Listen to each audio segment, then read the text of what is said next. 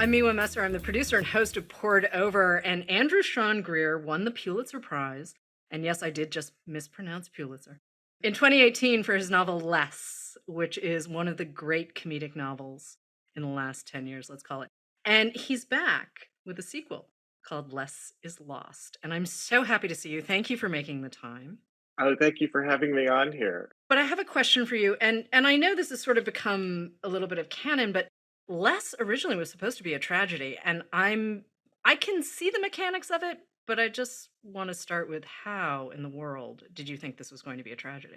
I mean, it's true of every book I write that I plan out the book usually Mm-hmm. while I'm waiting for the new book to come out, and I'm like, all right, I'm going to do it. It's going to be great. This one's going to go so smoothly, and then I have a nervous breakdown, and I'm like, this book is turning into something else completely. I don't know if I can handle it.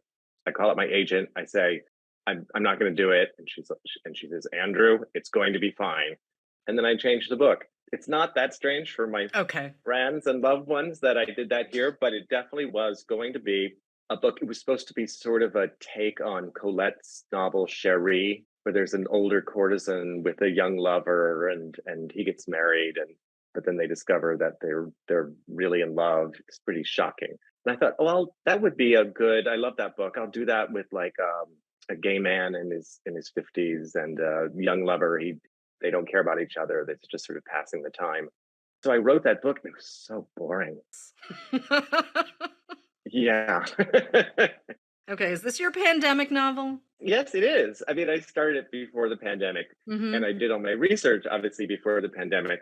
But then I sat and I I was actually in Italy while I wrote the book, which is actually a good place to have like a sort of vantage point on your own country because you see it more as an alien, and things are a little funnier because you see how peculiar they are because you're realizing you're not getting it right where you are. Like you you ever been to a foreign country and like you couldn't figure out how to flush the toilet or something? Like that happens to me all the time in Italy.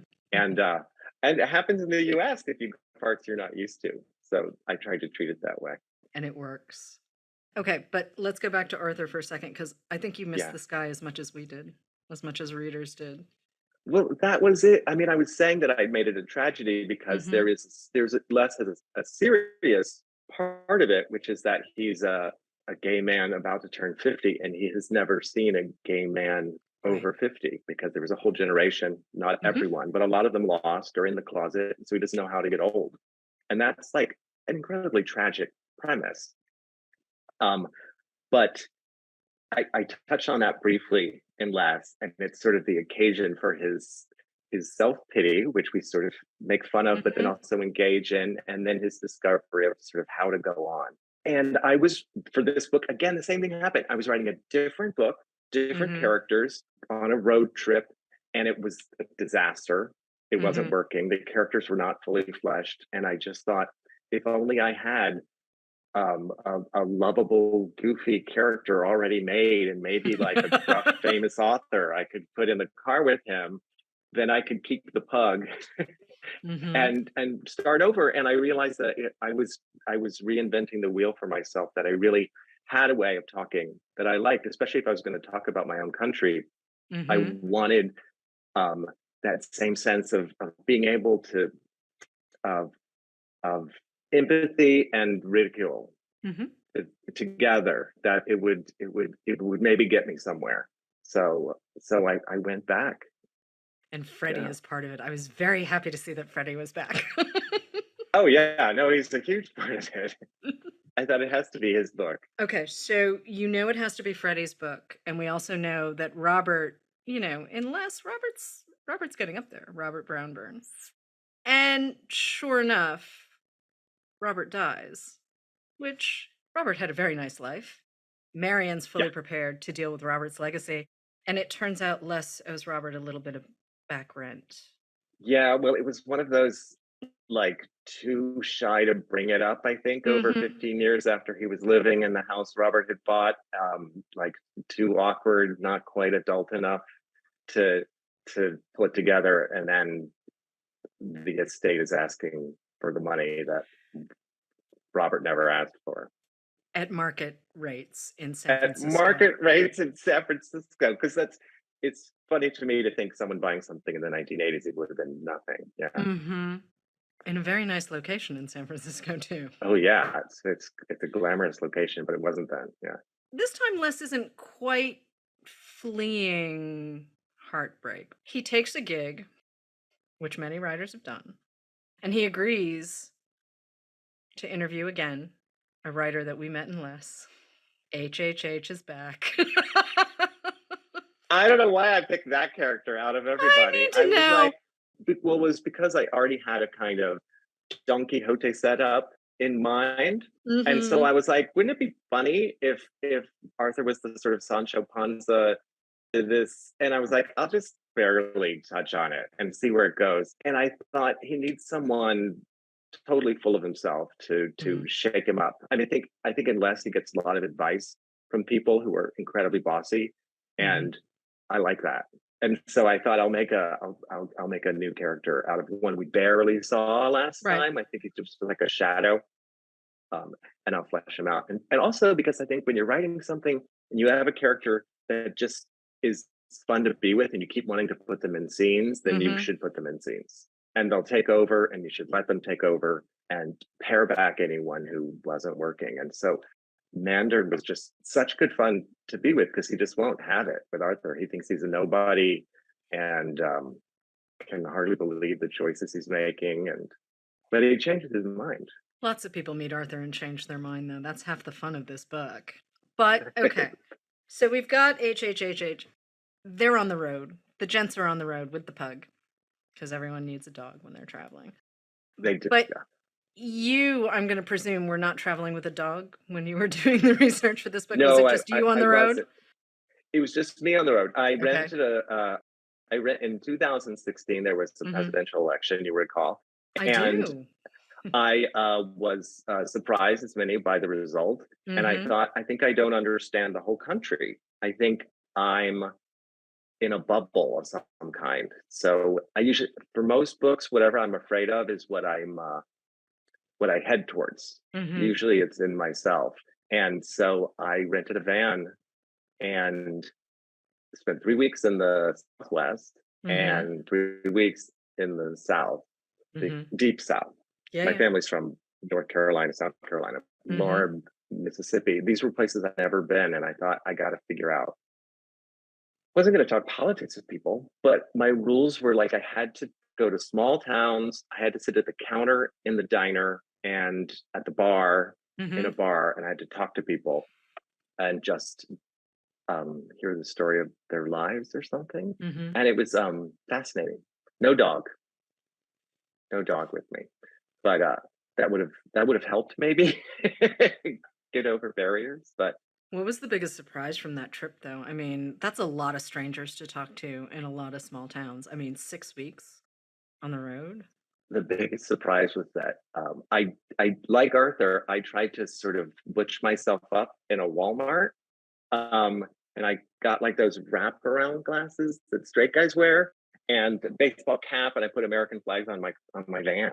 I did, Mhm. and like I didn't fool a soul. I wasn't expecting that. That everyone knew I was gay, and that there actually I would meet gay people who would like run a coffee shop or something, Mhm. and like they knew what was going on. But it was clear that it was of course a different way of living than San Francisco or New York City or LA or something. You're on the road, you're in this van, you're talking to your fellow Americans, my fellow American, our fellow Americans, and listening to what they're saying. And I don't want to say less is loss or less is autofiction because it's not, but there are Yeah, I bits don't of think your of it that way. life that show up in these books. And obviously, you're the writer, you can take whatever you want. But when did you know you had less? When did you know Arthur Less was sort of fully formed and you were in a place where this voice was going to go out into the world and you were like, yeah, this is it. This is it. Enough to come back to him. I know. What it was that I wrote a bunch of things that I cut, and then I wrote the Italian chapter, and I was in Italy, Mhm. and I had Okay. just been to a prize ceremony, and I wrote down kind of exactly what happened, Uh-huh. Okay. and I changed a lot, you know, and I added Robert to it, and I made it Mhm. part of a novel. But I thought, well, this is such good fun that I can't. This is it. And also Arthur Less had already become not me. You know, he had. I don't see him as me, even though. So that makes it easy for me to give him my stories because I feel like they'll transform in the writing into something else because he's much more innocent in good and bad ways than I am. Like he's guileless and bumbling Mr. Magooey, but he's also not paying attention to subtleties of the world around him, and I think that can cause pain.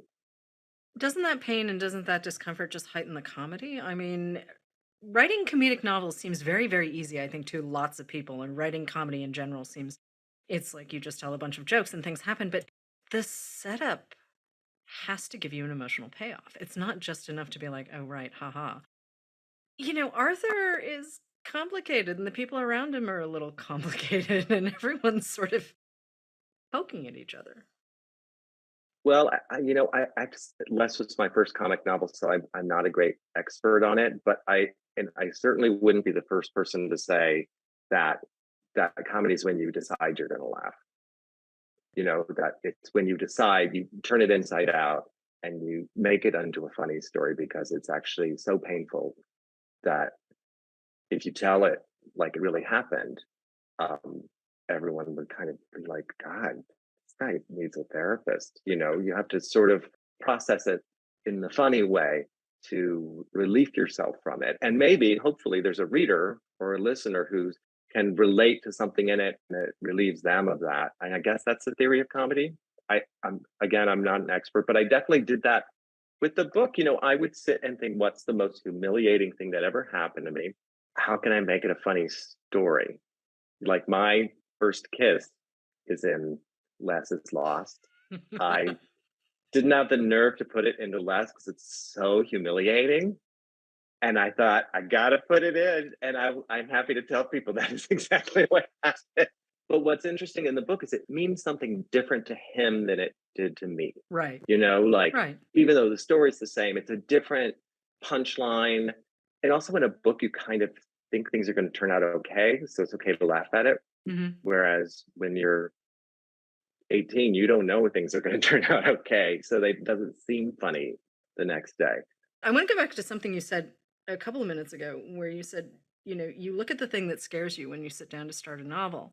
And I'm trying to figure out, having read Less is Lost, I'm trying to figure out what that thing was that scared you. And I don't know if it was just switching gears from the book that was not working while you were driving around, or if it was just something, again, with Arthur and Freddie. Well, it was definitely what happens after the happy ending. How do you get through trapped in an apartment with a loved one for 2.5 years?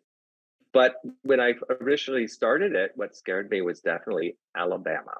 Right. You Okay. know, like I'm like, I don't know that area and I'm scared of it for some reason. And that's ridiculous.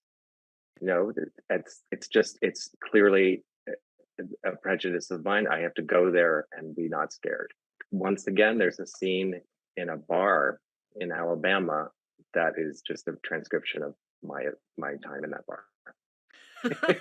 I I added the dog, but everything else, what he puts on the jukebox, is exactly what happened. Just because it was funny, if I thought back on it, it wasn't funny when it was happening. You know, like they were leading normal lives. I'm the weirdo who shows up, and what goes wrong is me. Okay, so you leave before 8 p.m., but also you are a writer. You're the outsider. You're always the outsider. I mean, I look at your Yeah, novels, Greta Wells and Max Tivley, and I'm shortening the titles because I have a terrible habit of doing that. But The Confessions of Max Tivley was what, 2004, and The Impossible Lives of Greta Wells, I'm sorry, 2012. 12, Okay, 12, sorry. But so, I mean, 8 years something between like these two that. novels that are wildly inventive, right? We've got time travel in Greta Wells. And we've got Max aging backwards in a very different way from Benjamin Button, which some people might say, oh, I remember. No, it's totally different. It's different. But I do like, I like this idea that you sort of bounce around, and Story of a Marriage is certainly, you know, unlike any of the other books. And here you are now writing comic novels and having people say, oh, right. Why haven't you been doing this all along? I mean, it's very nice to have a Yeah. Pulitzer. But I want to talk about you as a writer and the evolution of ideas for you, and sort of, your first story collection, fantastic debut story collection, exactly what you sort of expect from a guy coming out of an MFA program. And Yeah. then we get The Light of Minor Planets, Yeah, which unfortunately pubbed right around 9/11. it did. And so, but Max Tivley in '04 had a lot of people talking for a really long time, and lots of good things happened for that book. And it was wild. And I just remember thinking, oh, who is this guy? I remember picking it up because people I knew who don't usually read sort of fantasy and whatnot were saying, oh, no, no, this Max Tivley guy, like, you need to read this book. And I remember finishing it and thinking, oh, I just read an epic love story. I wait, I so I want to talk about Max for a second because it's been a minute since that It book has came been out. a minute. I mean, we're talking in 2022, but I mean, yeah, it was a while ago. But I feel I have a great fondness for that book, and it feels like less to me because um, before both of those books, I had thought my career's over. I have nothing. No one's reading my books. No one's no one's ever going to read the next one I write. So it gave me total freedom to do what I wanted, oddly. And like Max Tivley, I was like, no one is asking me to write like a sort of fantasy novel about a man who ages backwards in 19th century San Francisco in Victorian prose. Like that was not cool in 2004. Definitely not cool. And I was like, well, I guess I'm not cool. I'll do that. Um, and I got rewarded for it. And then Les was the same thing that I think it shows in the book that Les is a sort of failed novelist. And so again, I put in really personal details because I thought no one's ever going to read this. And once again, like it was with people actually reading it.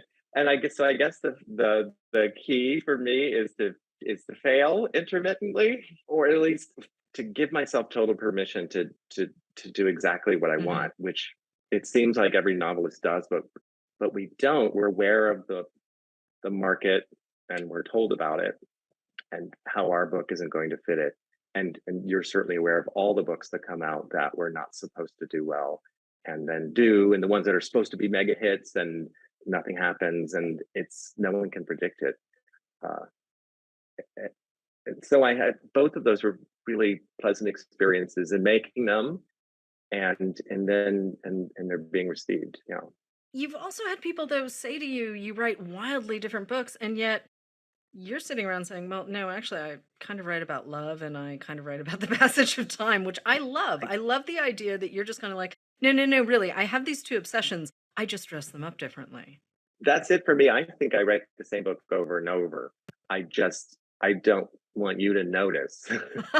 Or rather I want it to still work on you, you know, like, or on me, like I want to try it from a different angle, but I keep um definitely getting the same thing, like even less, which is told in present tense. Right, um right. so it can't be about the passage of time, right? But it definitely is, because it's about aging and it's about his youth and it's about love.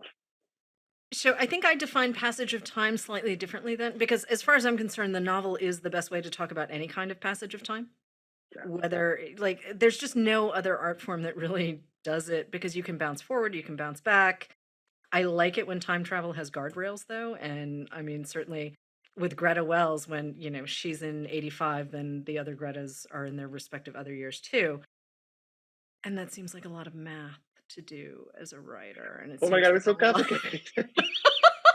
I have this huge chart and Right. all the Okay. lines going and like the index cards, and I just could not get it straight. But part of also why I bring up Greta, beyond the fact that it's just fun to talk about this book and the idea of Andrew Sean Greer writing a time travel novel, is Greta's brother. And you mentioned this too a little bit in Less. There's an entire generation of men who are missing because of the AIDS crisis and never got a chance to turn 50. And Greta's brother obviously factors into her story as well. And I think it's really important to talk about this also, in the context of a comic novel, you're not making light of any of this, Yeah. but you also can't ignore the fact that it happened. And certainly at Robert's funeral, there are some moments where I got, my eyes got really big because I remember that moment too. And so to see the memorialization of this, and yeah, it's kind of funny that Les doesn't know how to grow old, but there's a reason. It's not just vanity. There's a real reason.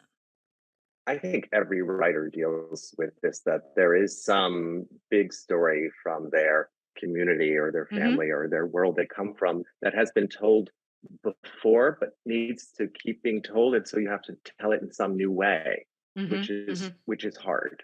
Um, and certainly the story of the AIDS pandemic has had amazing representations in Angels of America, and the band played on, and Normal Heart and things. And I have had a struggle trying to talk about it in a way that didn't fall into some cliche or something already heard. I needed the reader to experience it again. So especially younger readers who didn't live through it and aren't really, they're aware of it, but it's so long ago. So in Greta Wells, I really I thought, well, this is a way I can show, a man dying in 1985. I don't want to set a novel all about that, but I can show that, and then I can do it in a way of hope. I'm showing a different possibility in a different time period. So there's a sense of what's the best time to live. This goes up, that goes down. And in Less is Lost, I specifically set Robert's memorial in the columbarium here in San Francisco, which is this peculiar place where it's glass um, niches for urns, and you can decorate the inside any way you want. And because the cemeteries in San Francisco wouldn't accept the bodies of AIDS deaths, the columbarium would. So it's filled in like 1992, 93, 94 with all of these hilarious ones that are like all decorated Judy Garland with lots of beads and flowers. And it's you understand the time period, you understand of course the joy that's coming is from their friends who are making it for them. And the real tragedy of seeing so many all at once. It's just walls of it. And it's there unless is lost just as a kind of just like this is the history he's coming from, and not pretending that things are much better now for gay men especially, but it comes up, it's still in my mind. Yeah, and we shouldn't pretend it didn't happen. I mean, there are some Yeah. folks who are kind of like, well, we have all of the drugs now and everything. And it's like, yeah, but we can't forget that this happened. And I think it's important for us to be able to give a modern context to something that feels very, very long ago for some people. I got to ask you about something that first comes up in Less, and it comes up again in Less is Lost, but this idea of Arthur as a bad gay. Can we talk uh, about this for a second? I mean, I feel a little guilty laughing about it, but at the same time, I sort of see both sides where I'm like, well, I mean, he's just yeah, Arthur, he is. but he's got this other writer saying to him, no, Arthur, you're just a bad gay. I'm sorry, I shouldn't find this funny, but it is. I just thought it was funny because it's weird to be a writer when you have a kind of responsibility to your people, whoever those are, and you can and to tell their story, and you can tell it the way everyone wants you to tell it, or you can tell it your way. And if you tell it your way, it's not going to be popular. And I thought it would be funny for someone to confront Arthur with something that had never doesn't even make sense. It's just too like down the line. Like you have to do it this way, and that would confuse him. But it's also the guy's right. Like Arthur isn't taking a lot of things into account. He isn't in his books. He's killing off the character. Yeah, I'm just thinking back to I mean, there was a moment where it was basically David Levitt, and then Alan Hollinghurst came along, and Edmund White was always sort of in the background of everyone. And you studied with Ed at I Brown as did. an undergrad. You also Yeah. studied with Robert Coover, and that's a pairing I find wildly fascinating. I don't know. I mean, the readers probably don't know either of these writers so much, but Edmund White was wrote the first big sort of Right. coming of age novel, A Boy's Own Story, in maybe it was Mm-hmm. 1980, um, and that's still sort of being imitated today. Oh, It's the completely. it's Yeah. the classic, and and has continued to write books and has a new one coming out. And then Robert Cooper was a highly experimental uh, writer who would like write. He had one short story that was a deck of cards, and you would just shuffle the cards any way you want. And our class was on we used computers. They had just invented hypertext, where you click on a word and it connects to another document. You might have done that in your life. This is the first time anyone ever did that. He's like, let's try to write stories that way. It's a mess. I remember actually. Really? A hypertext novel? Everyone was talking about it. It was just this moment in books where people were like, "Oh yeah, this is the future," and I'm like books on CD-ROM. Like, I mean, I just as a baby bookseller, people were trying to. Oh no, you'll just have an encyclopedia on a CD. I was like, okay.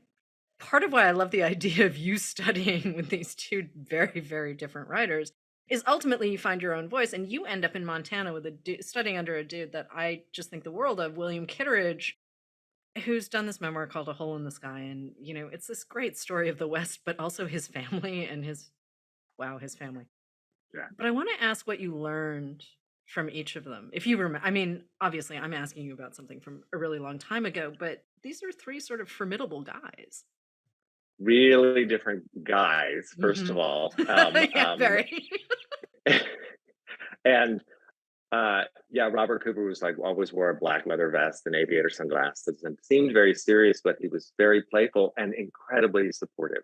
And I just think from him, I learned like, do whatever you want, like write. There's no one way to write. In fact, all of us are getting stuck in this particular writing mode, and we have to break out of it, which I still think about, and I still tell my students, like, don't write your dialogue like a TV show, like, or, like think of other ways to go, read more books. And Edmund White, he taught me a lot of stylistic stuff about writing. That was really useful because he's just a genius. He's read everything. He has strong gossipy opinions about every writer. It's true. It's really true.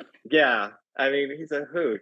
I mean, that also was a joy of reading that I got from him, but he was very specific in stylistic choices. Like he specifically told me I was describing something difficult with a metaphor about something really ugly. And he said, oh, no. You do the opposite. So if a soldier's leg is being covered in gangrene, you say it's like a column with ivy on it. So you surprise the reader, and it makes it less sentimental by reversing the metaphor. Something I've done ever since. Something like I hadn't occurred to me. And then William Kittredge, who died during the pandemic, but who was a rancher through and through, but was not really born to be a rancher. He was like a sort of tender-hearted soul, gun-toting, tender-hearted soul. And he sure did not know what to make of me when I showed up.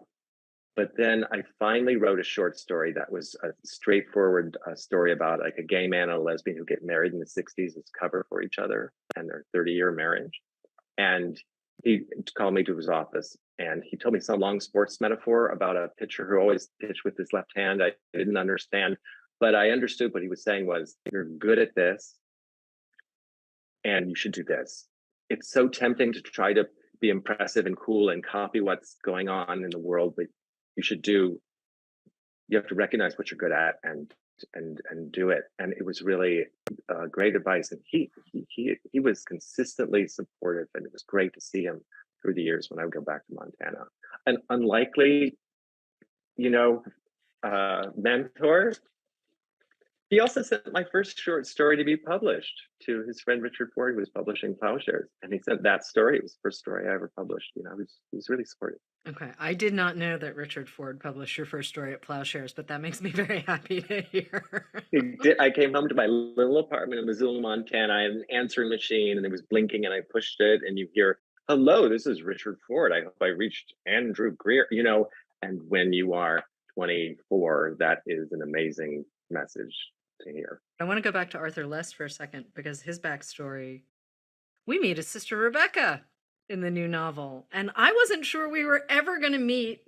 And we also get Dad, and we get a little more of Mom. I mean, this felt like a really great moment to meet all of these people. But so you're going in, you've started this novel that morphs into Less is Lost, and you don't really like the characters, and it's not really working and all of that. But suddenly here's Arthur, and now we get to meet the rest of the Less family. And Dad's a scoundrel. Yeah, but I knew that from the first book. Okay. But my first draft didn't have Dad in it at all, and it had a sort of different ending. And I was like, this book is about Dad. Mandarin made it clear to me. I was like, this is about father figures. This is about growing old and responsibility and forgiveness. And his sister showed up. Mm-hmm.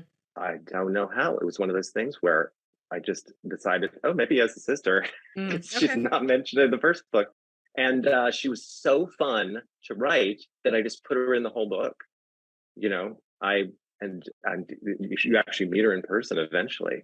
I just thought she was another good foil because and a great friend to him, you know, but I just thought she'd be funny.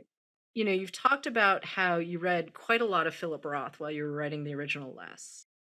And I'm wondering what some of the influences are here, because I mean, there is a shift in tone a little bit. You go from found family to actual genetic family, and you know, well, it's not quite that frog in the boiling water thing, but Les is learning a lot about himself in this book.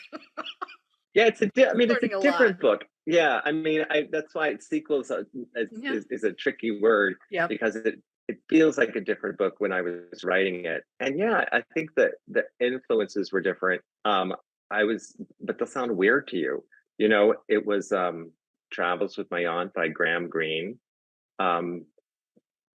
Not a deep book, but I think a masterpiece. I read a lot of American literature as a, you know, I read Moby Dick, and I reread Nathaniel Hawthorne, and I tried to read James Fenimore Cooper, which is as unreadable as it was when I was 15. That is not good. Can't do it. Can't do them. Can't.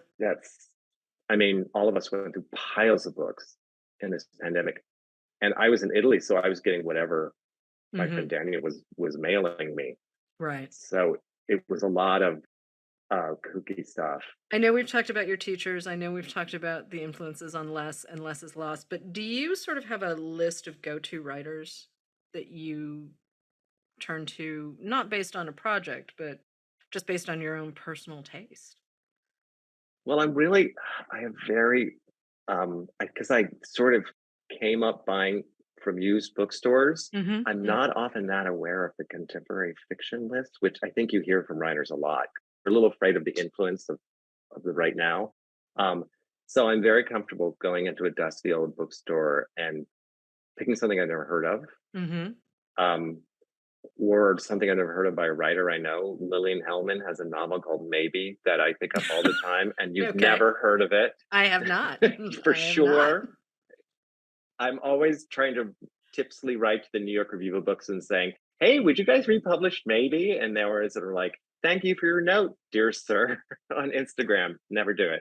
Pretentiously, I pick up Proust a lot now at random, just to, I love it. I no longer have to read 4,000 pages of it. I can just read what I like of it, you know? Right. But I really like books in translation because they teach me something about the English language, because they're a little not standard. Okay. And I find that really fresh and exciting.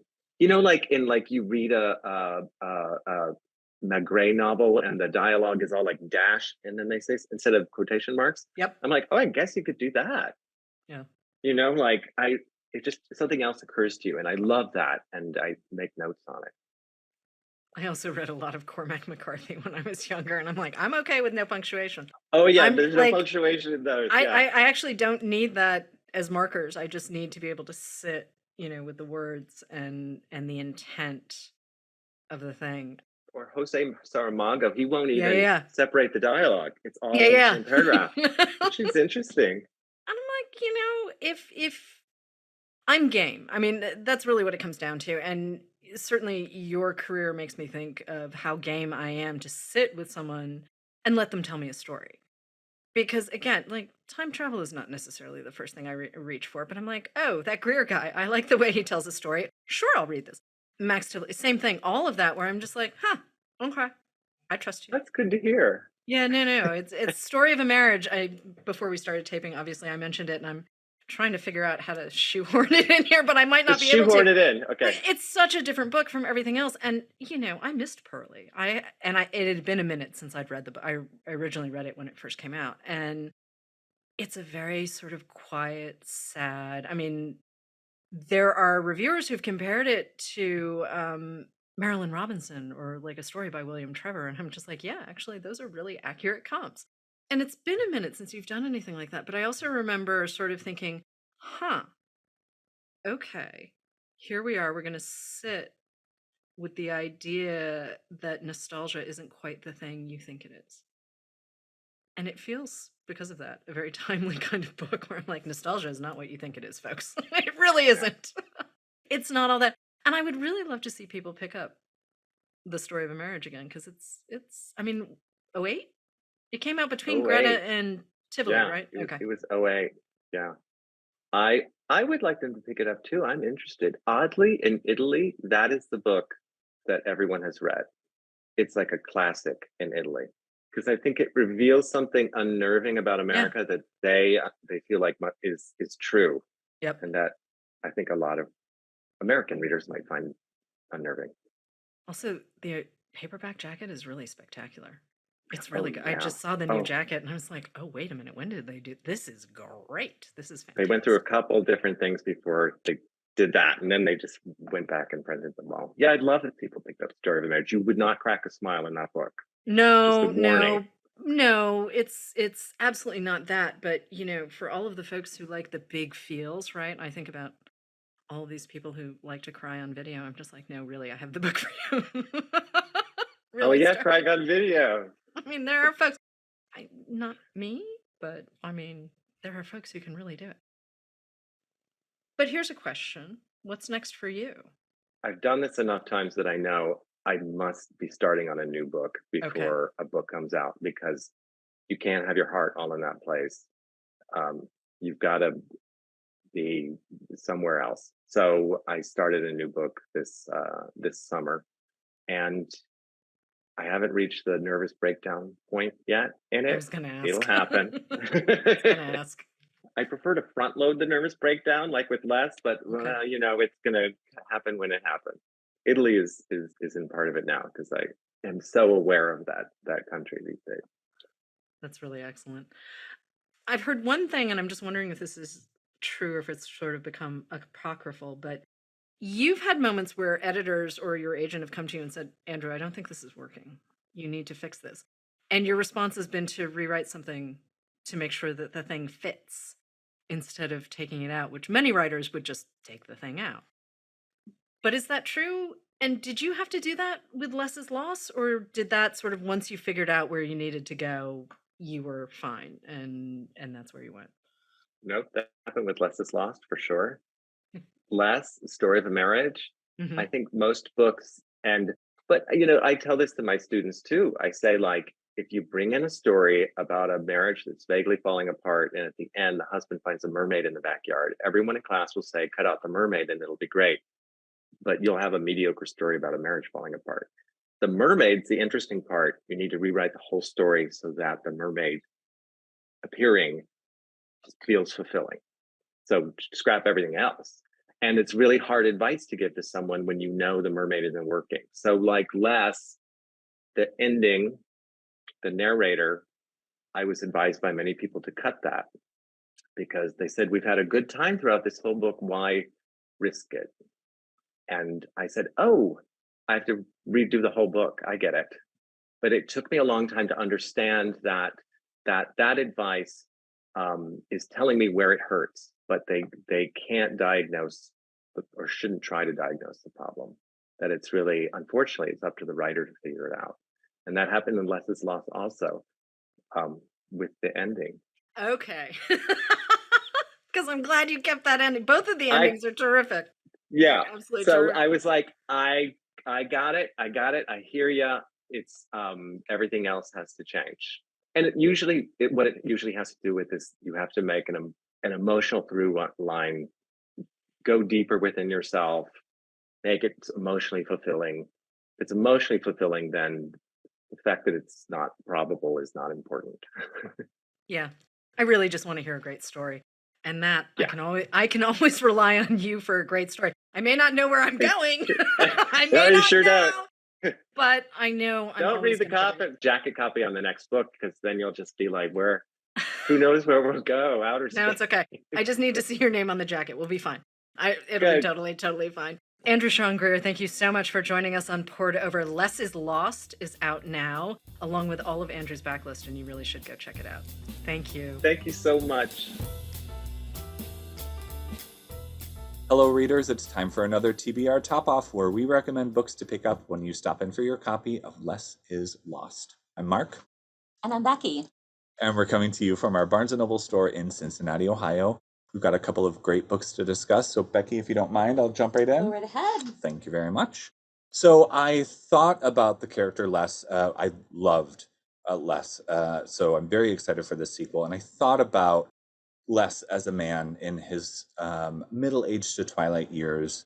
And it made me think of a book that maybe isn't as playful, but is certainly potent. And that is A Single Man by Christopher Isherwood. This is a slim but beautiful novel about the two selves that we have inside of us, the one who speaks for us and the one who speaks to us very honestly, only in our heads. Sometimes those two selves swap places. Sometimes they're saying the same thing, and sometimes we listen and sometimes we don't. This book follows middle-aged George, who is reeling from the loss of his lover, and he is carrying on very slowly and with great effort, but he is not doing very well. The book is filled with memory and getting through tough times. It's a gorgeous, gorgeous novel. It's sometimes crushing, sometimes hopeful, but always, always very well written. And sometimes we can't have the things that we want, so we have to listen to both of those selves in order to get a glimmer of hope.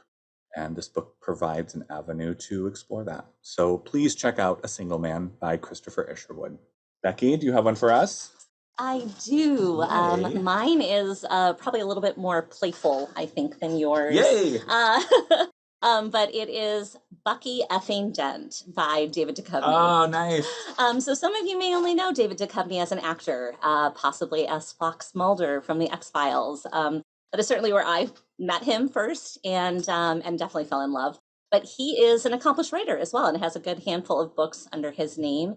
This one is his second book, and if you are a baseball fan, you will definitely enjoy it. You may already have an idea of what the book is about. But this follows Ted. He's kind of living a directionless life. He's trying to write the next great American novel, and it's not going maybe the best. But when he finds out that his estranged father, Marty, is dying of lung cancer, he decides to just drop everything. Not really dropping all that much, but he moves back home just to take advantage of the time that he has left with his dad. And Marty is eager to do the same. He was an absentee father when Ted was little, and he really just wants to take advantage of the time that they have left to rediscover each other and hopefully heal that broken relationship. So they start, and things are going well. Marty is a big Red Sox fan. And so they spend some of their time going to games, watching games. But Ted notices that Marty's health takes a dip every time the Red Sox lose. And wanting to prolong the time that he has with his father as much as he can, he hatches a plan with the help of some neighbors and neighborhood people and possibly a new love interest to maybe have the Red Sox start a winning streak. And so, so that's what happens. And maybe that has an effect on actual real life events where if you are familiar with baseball history, in 78, the Red Sox did kind of catch on fire for a bit. And they got to I think it was the American League East Finals, trying to get up to the World Series, where they met the New York Yankees, and Bucky effing Dent. But it's such a fun, this is just a really fun book. You will definitely laugh out loud. You may tear up a little bit, but it's just a beautiful story about not wanting to come to terms with death, but also just taking the time that you do have with people to get past old resentments and disagreements and really just end things on a good note. So Bucky effing Dent by David Duchovny. Definitely pick it up. Oh, fantastic. I also love that, similar to Les from Les, Yes. he is kind of sinking in the work that he should be doing, and then circumstances pop up that he says, oh, this is the thing that I know to do let's instead. just go here. Let's shirk those responsibilities and go on an adventure. Absolutely. I love it. Fantastic. Well, that is all we have for today. Thank you so much for tuning in to Poured Over. Please make sure to support us with a rating and subscribe so you never miss an episode. You can also follow us at Barnes & Noble. My name is Mark. I'm Becky. And you can follow our home store at BN Westchester. Thanks so much, everybody. Happy reading. Bye. Poured Over is a Barnes & Noble production. The show is available on Apple, Spotify, and Stitcher. Please rate and review us wherever you listen to podcasts.